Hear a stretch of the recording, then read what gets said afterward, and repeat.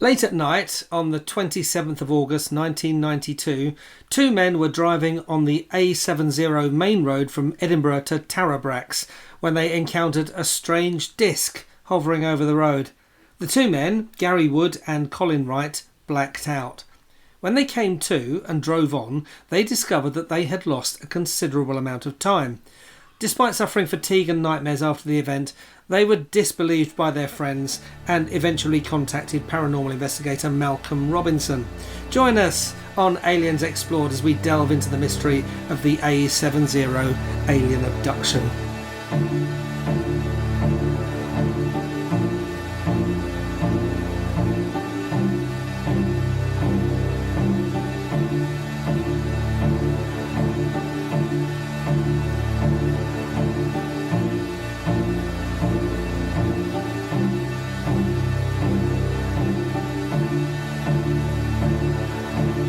Aliens Explored is a weekly podcast exploring famous and obscure cases of UFO sightings, alien abductions and other strange events from both a believing and a skeptical perspective whilst keeping an open mind. I'm Stu Jackson, a professional actor and amateur ufologist with a particular interest in the crop circle phenomenon.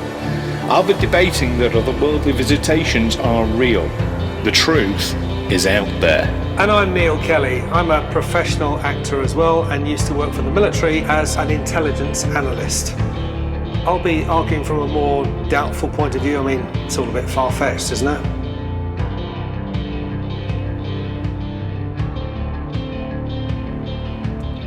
Welcome back, listeners, to another episode of Aliens Explored, your weekly podcast where we look at aliens, UFOs, UAPs, the people who research them, the people who debunk them, and sometimes the people who have contact with them. I am one of your hosts, Stu Jackson. And I'm your other host, Neil Kelly. How you doing, Hi, Stu? Neil. Good, thank you. Good to see you again. Yeah. Now, yes, it's always good to see you. You sound surprised. Yeah, it's good to see you. I'm pleasantly surprised every time.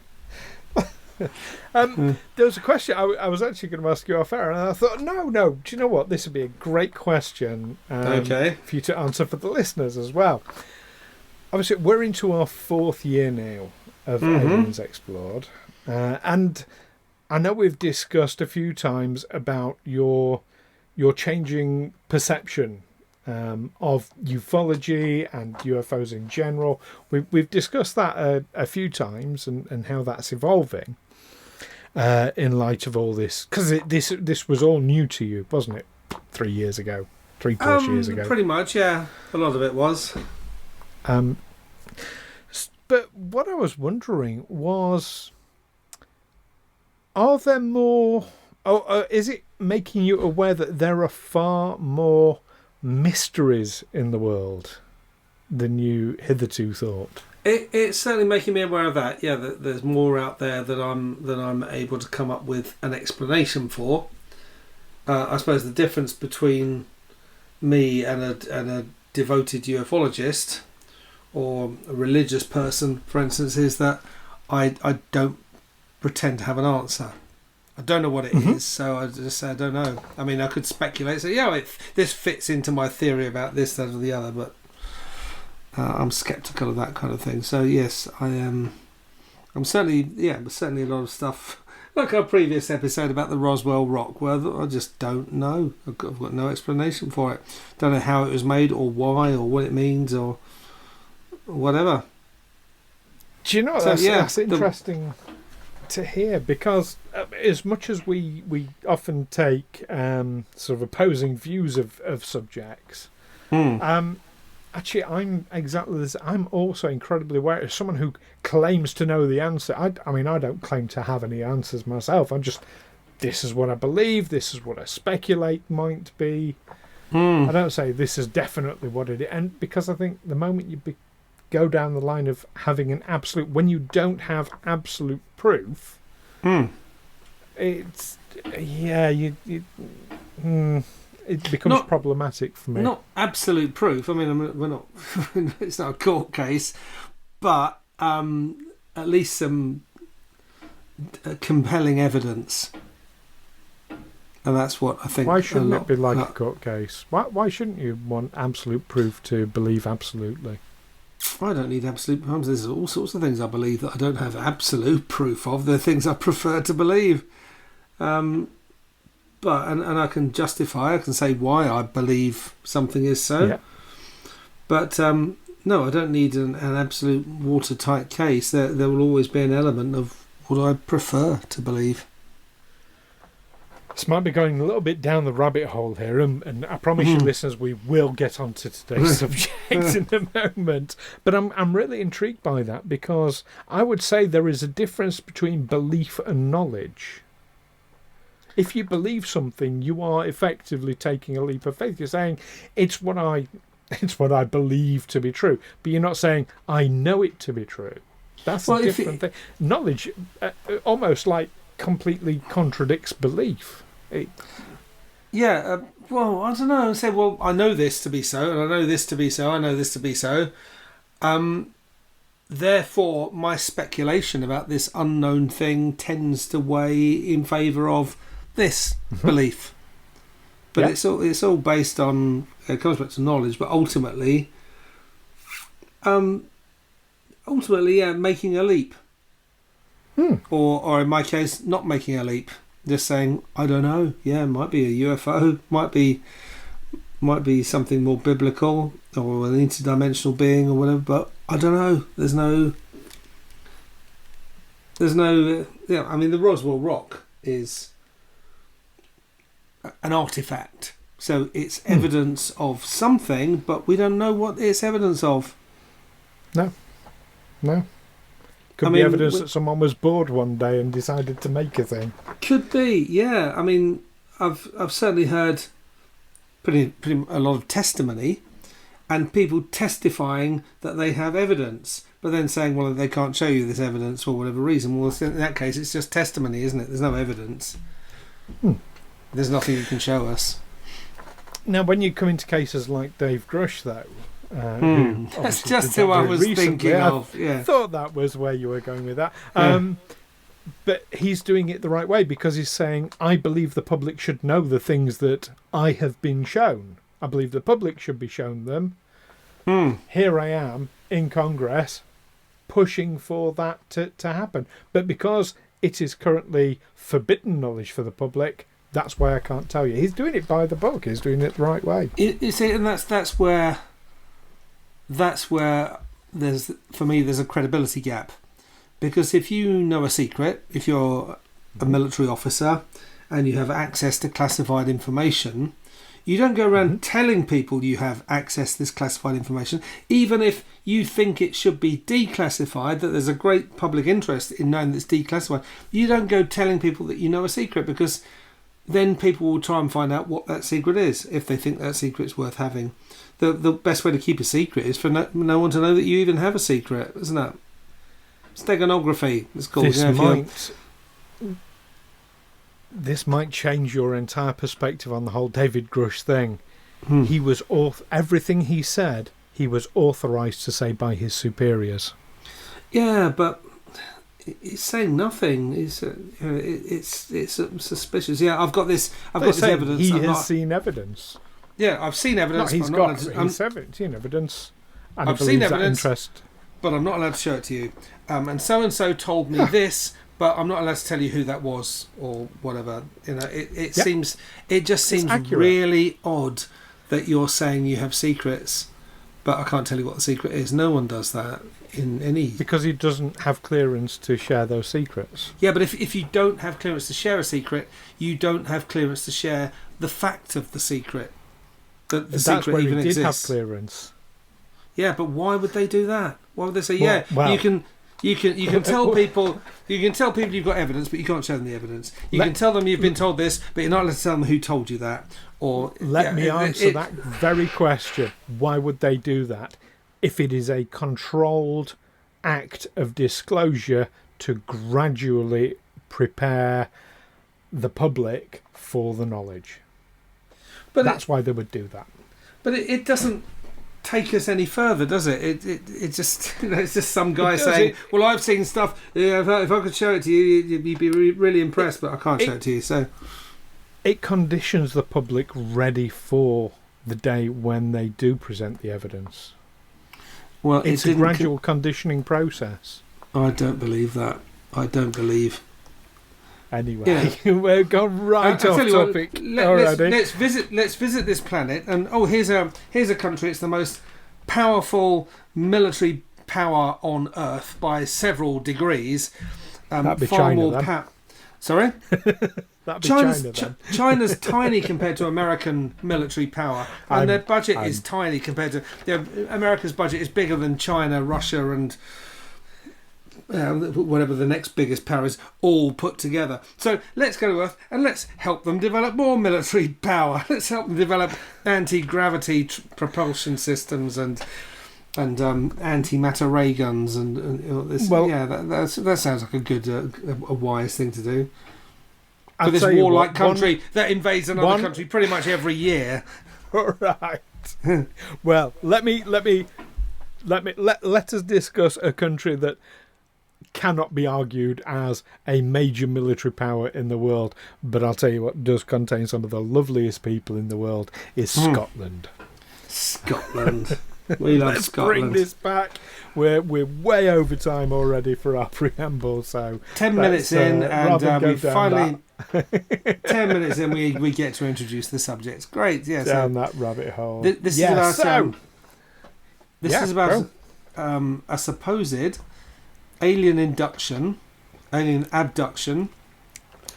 occurred back in 1992 on the A70 highway, which is the road they were driving from Edinburgh to Tarabrax. And they just passed the Harperig Reservoir at around 11:30 p.m. They were out late, weren't they? They had initially described some sort of object hovering above the ground, wider than the road. The next thing they knew, they blacked out. And then they arrived at their destination 2 hours late. A journey that should have taken half an hour took 2.5 hours. And so I feel like you're skipping over a lot of details here. Well, I'm giving you the gist of it. These guys... and then, as I understand it, later, under hypnosis, recovered memory... They remembered being aboard this craft and being there's definitely examined. A lot of things being missed out here. So, first of all, setting the scene, Harperig Reservoir, it's about 15 miles southwest of Edinburgh. Okay. This is Gary Wood and Colin Wright. I believe Gary was driving, but I've not had that 100%. That's where the reports seem to indicate, but... I couldn't say for absolute definite truth. They were delivering some satellite equipment to a friend of theirs. I mean, that is late at night to be doing that. It is very late at night. Sounds sketchy to me, but yeah, I'm not casting aspersions. That's not the way I do things, but it happens. And yes, they were just pretty much by the reservoir when this object, this smooth, black, shiny object, as you rightly said, it's wider than the road. Now, the A70, highway is a good description. We call it an A road here in the UK, and it's a main artery road, but they're also generally single carriage. They might have dual carriage sections, but the A70 is a single carriage road. So when we say it's this object was bigger than the width of the road, that's bigger than two car widths. Only slightly. I mean, I'm looking at a picture of it here, the A70 near Crosswood Hill Farm, and it really is a narrow 2-lane tree-lined road. Yeah. It has a reputation for being a very dangerous road. Many extremely dangerous sections, black spots. In some places there's hardly, there's barely a half mile stretch of it's called the Lang Wang between Balerno and Carnwath that has not witnessed a fatal accident over the past 20 years. And if you've got a narrow road lined with trees, if you come off the road, you're going to hit one of those trees and then you're done. So yes, and people tend to speed on A roads. They do, especially at night. And I'm assuming they had the road to themselves. There was no one sharing the road with them who might have seen what happened to them. It would be unlikely at that time of night, certainly. And the speed limit for our overseas listeners, on a road like that, if it's the national speed limit, that is 60 miles an hour on a single carriage road, 70 on a dual carriage. But amazing how many people think national speed limit is just 70 regardless of how many because it's the same sign, isn't it? It's just that white sign with a black diagonal line means national speed limit applies. But 2-lane road 60, dual carriageway or wider 70. That's it. So yes, and they described it as a 2-tiered disc. Now I'm trying to figure out in my head what that actually means. Is that 2 separate discs joined together? Does it mean there's a wider one with a smaller disc on top, a bit like the flying saucers behind us? It looks something like a pulley on its side or a spool. That's what I'm picturing. Yeah. Okay. Almost like a discus and then another discus on top of it. That's what I'm. That's how I'm picturing it in my head. Definitely. A yo-yo on its side is another. Yeah, a yo-yo on its side. But it was smooth, black, shiny, and had no windows. They stopped the car. They were in awe and fear. And next thing they know, they've blacked out. They've woken up. The contents of the car were strewn all over the road. So they put it all back in the car. They're feeling disorientated. They're feeling, I suppose, dizzy and what have you. But they continue the rest of their journey, only to arrive. They realise what should have been like half an hour after they set off was actually 2 hours after they set off. So they lost an hour and a half, 90 minutes of missing time.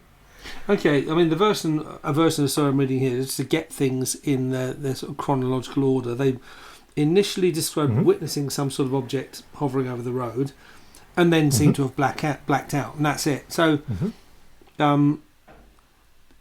doing 60 miles an hour on a notoriously dangerous road and you black out, I mean that's pretty that's going to be pretty dangerous, isn't it?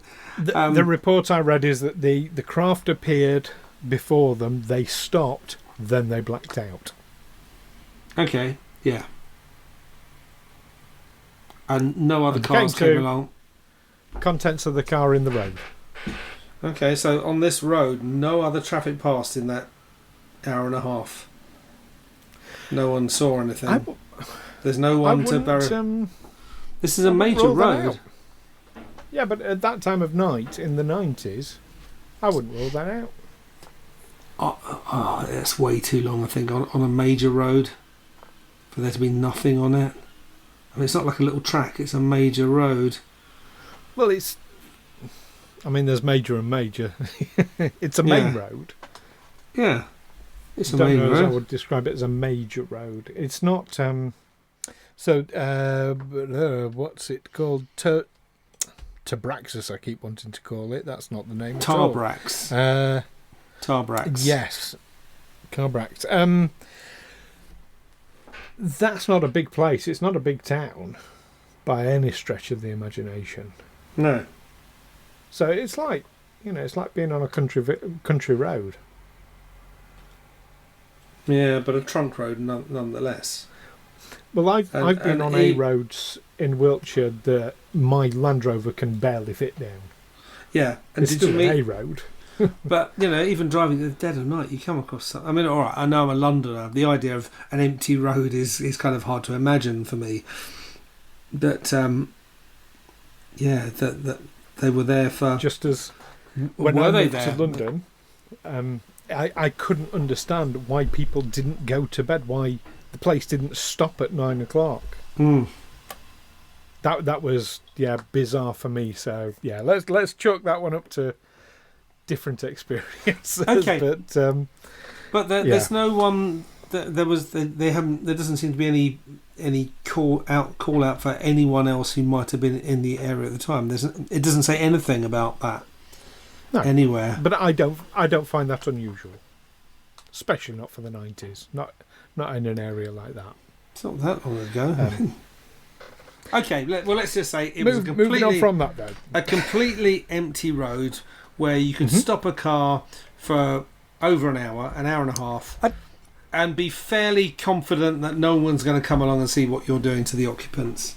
At the early hours of the morning, absolutely. Well, absolutely. 11:30 at night. Perfectly reasonable to me. I sense your disbelief, but I honestly think that's because, as you rightly say, you're a Londoner. That in the countryside, that's absolutely 100% reasonable. Okay, so in the days that followed, they don't know what happened. They blacked out, and that was it. In the days that followed, Gary Wood started having nightmares and feeling generally unwell, whatever that means. And so the pair reached out to an investigator called Malcolm Robinson. Ended up undergoing hypnotic regression in an effort to account. Before you run ahead there, to clarify a point, it was the next day, not a few days later. It says here in the day. Okay, it says in the days that followed, but then it says later the pair reached out to investigate. So they got into. I'm telling you what happened. Okay. The next day, Gary was extremely fatigued. Extremely fatigued, and then within a couple of days he started having nightmares. Two separate things, but the next day he was unwell and incredibly fatigued. That didn't happen a few days later. That's the way that sounds. The nightmare started a few days later, yes, but they actually so that's it. That's an interesting chronology, because if they reached out the next day to Malcolm Robinson and ended up undergoing hypnotic regression and then started having nightmares and feeling generally unwell, I'd wonder what Malcolm Robinson was doing to him. No, they reached out to Malcolm Robinson. Malcolm Robinson, for our listeners, is a prominent UFO investigator, and he's a paranormal investigator in Scotland. Quite prominent, quite well known at the time around that area. But I think he's become more of a UFO researcher as a result of this case than anything else. But it wasn't the next day that they contacted Malcolm. Okay, so let's get the chronology. Because you keep saying to me, you're confusing me. I'm getting, so they had this incident where they blacked out. In their car, arrived at their destination 2 hours later. Then what happened? The next day, I'm guessing this means later that day, because obviously they would have arrived early hours of the morning at their destination. Okay. So that day, Gary, in particular, feels incredibly fatigued. Yeah. Days go on. Like a couple of days later, Gary starts having nightmares. Right. The pair of them are kind of just keep going back to what happened in that last time. What happened? They can't just shake it off. They can't just put it out of their minds. Mm-hmm. So after some days, possibly a couple of weeks, they then reach out to Malcolm. Mm-hmm. Desperately wanting some sort of explanation so that they can I suppose get closure on the event. So they reached out to someone who's known as a UFO investigator. He was known as a paranormal investigator at the time. Okay. So not specifically UFOs back then. He is now, and it says they reached out to him and ultimately ended up undergoing hypnotic regression in an effort to account for the mysterious missing time. So that doesn't suggest that Malcolm Robinson put them under hypnotic regression. It's not actually saying that, is it? No, I know he led the... he facilitated them being put under hypnotic regression. Okay. I honestly don't know if it was him or not. I know he facilitated it. He arranged it, basically. And that's when they remembered being on the alien spacecraft and being subjected to some form of medical examination. Yes, but a very pertinent point here. They were put under hypnotic regression separately. Mm-hmm. So each was unaware of the other's hypnotic testimony, for want of a better word. Okay. You know, that the stories that they recounted, it was done separately. It was done quite strictly in that regard. And yes, they recounted the same story up to the point that they themselves in this story were parted. They recounted that this UFO, this UAP, shot a bright light at the vehicle. They both said about 6 humanoid figures. Gary specifically described them as being deformed and ugly. Mm-hmm. They both described them as 6 humanoid figures. They both described convulsions as if they were receiving electric shocks. And at that point, they were parted from each other, and this is the point at which their stories differed from each other. But up until that point, separately under hypnosis, they recounted the same thing. For me, that's not compelling, because I remember the recovered memory scandal, where all these children under hypnosis remembered that they'd been sexually assaulted by Satanists at school. And they remembered all sorts of bizarre things, and it was all prompted by the people putting them under hypnosis, who were, who they had this bee in the bonnet about satanic rituals, satanic sexual abuse, and they kind of made it up and put the words in the children, hypnotised the children, or put them into a suggestible state, and fed them that, and people went to jail until the whole thing was kind of overturned. We saw that here in Britain. We saw that in Cleveland. We saw that in the Orkney Islands, where children were programmed to remember being sexually abused or being subjected to satanic rituals. And hypnosis is open to abuse. There's no question about that. But and that's why I'm not particularly convinced by the fact that they told these same stories. Although they were separate, the common denominator is the person hypnotising them, who might have had an agenda, especially given that it was someone known as a UFO investigator. No, again, he wasn't a UFO investigator at the time. He was a paranormal investigator. Okay, paranormal investigator. What in fact he specifically specialised in was poltergeist activity. Okay. So I don't know if that changes your opinion of him, but if at that time he was going to plant something, that's what surely he would have gone for. That poltergeist would have been his thing at that time. He's only become a UFO investigator as a result of this case. This case was so compelling to him. This is the claim he makes. Was so compelling to him that it's kind of turned him around, and this has become his focus now. Well, in fact, the whole thing was so compelling that the Ministry of Defence took it seriously.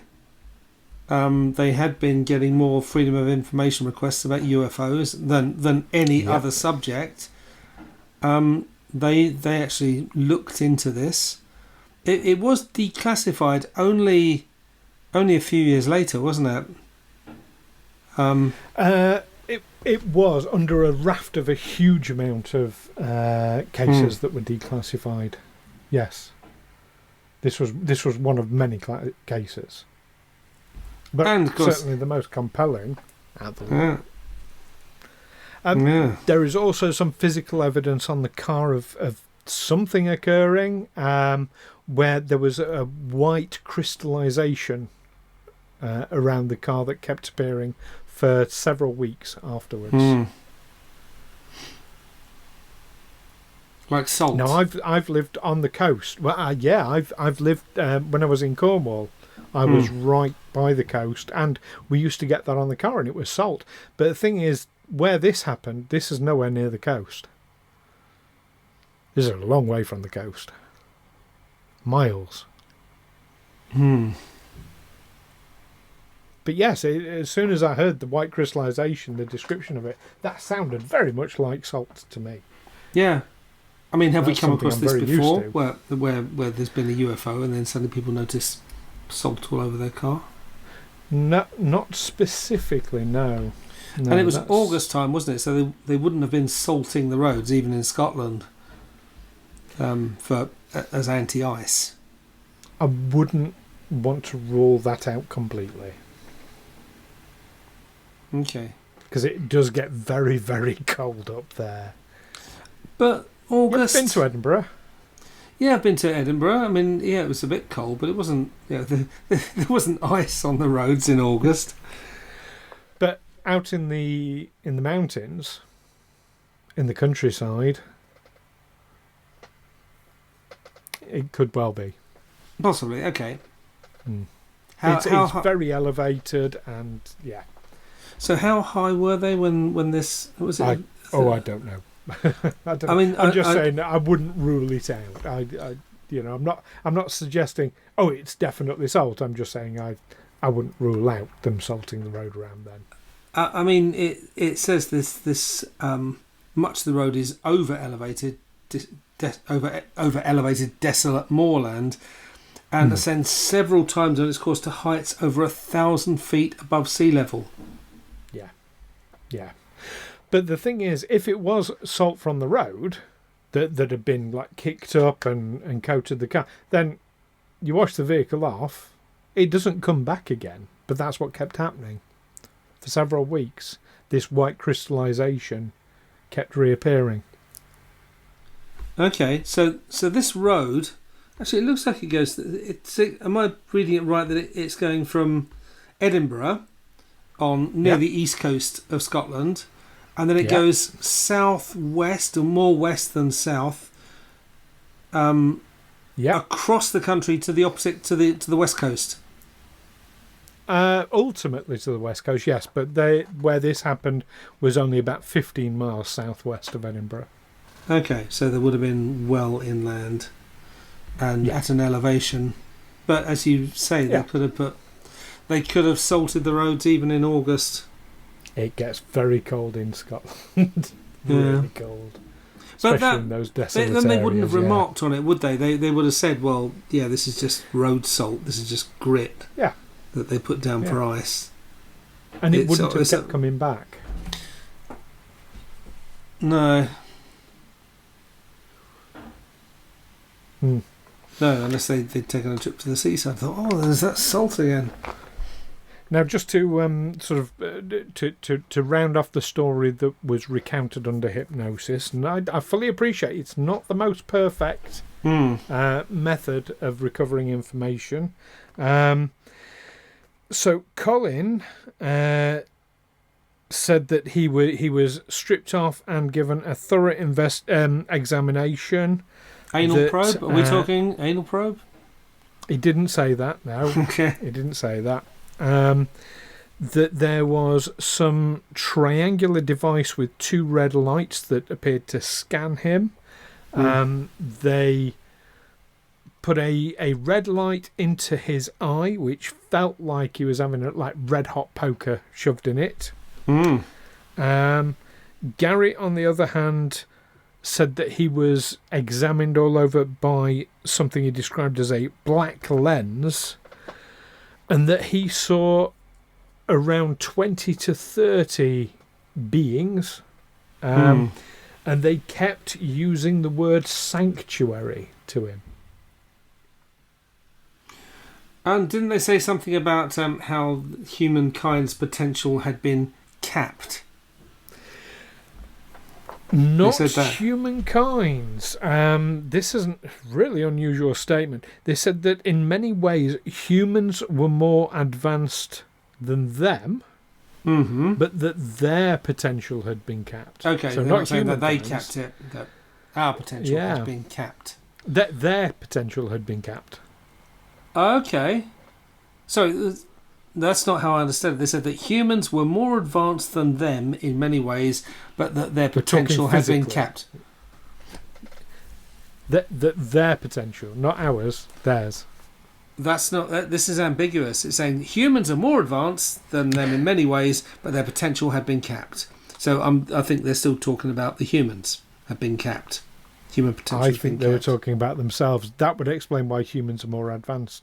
And when we say advanced, we're not talking technologically, we're talking physically.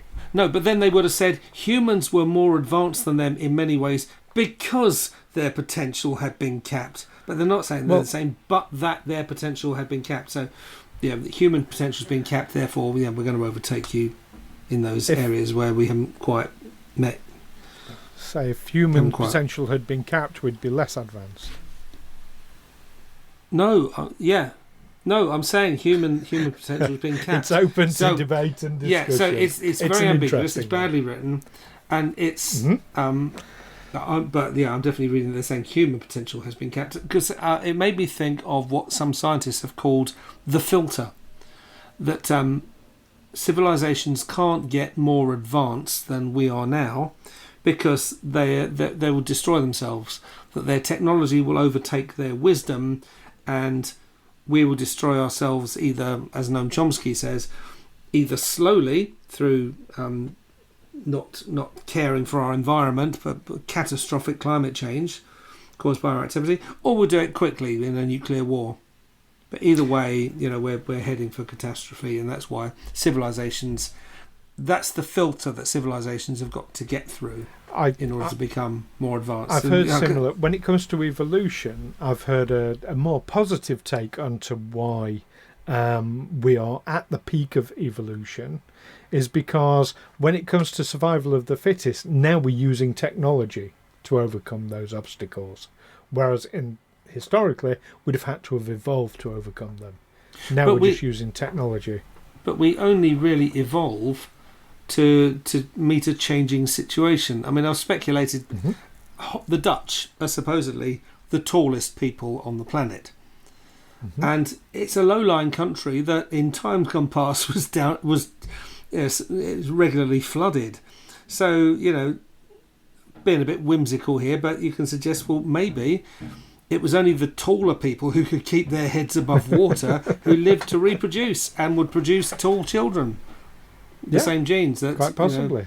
If there's a it's who can adapt, isn't it, to a situation? But take your point that if we're just going to use more like a healthy lifestyle, I would say.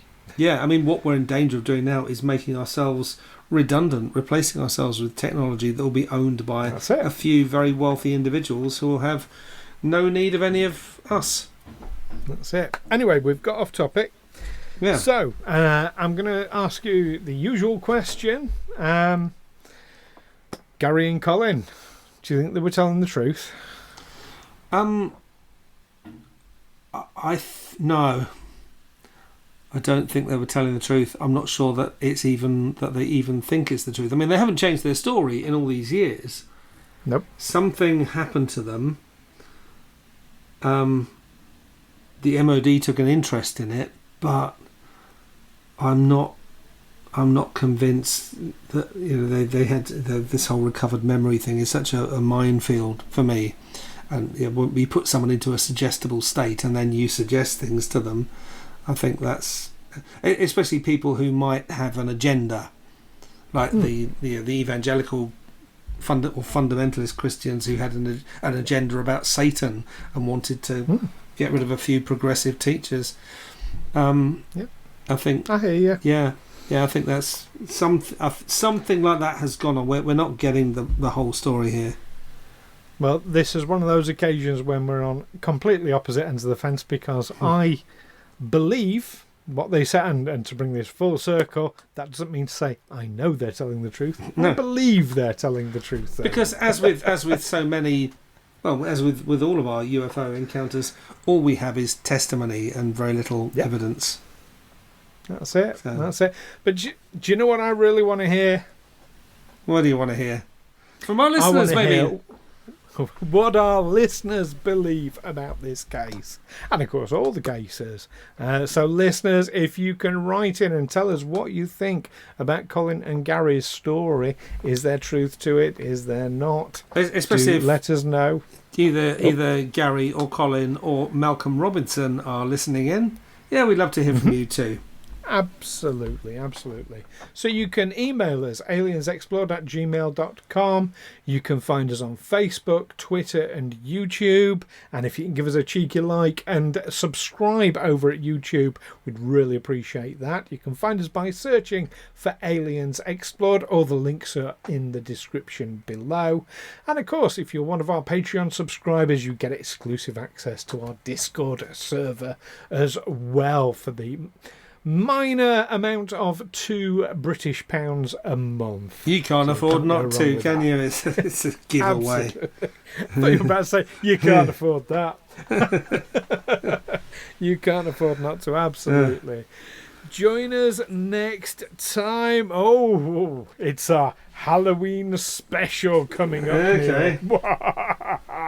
So we are going to be discussing, and very relevant to this topic today, alien abductophobia. Condition. Alien abductophobia. Alien abductophobia. What do you think that might be the fear of, Neil? Being abducted by aliens. Bang on the money. We'll be discussing that as our Halloween special this year, so don't miss that. Look forward to that. Indeed. In the meantime, keep watching out for black, shiny, windowless, two-tiered flying discs wherever you are in the world, Scotland or otherwise. And yeah, just generally keep watching the skies. Take care for now. Catch you next time. Bye-bye.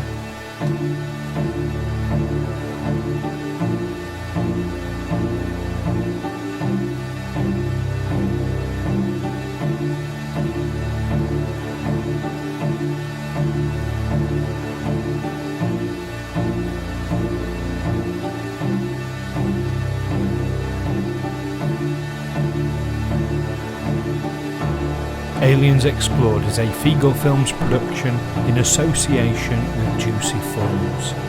Music by Darren Mafucci and editing by Stu Jackson. Find us on Twitter and Facebook by searching Aliens Explored or visit aliensexplored.com.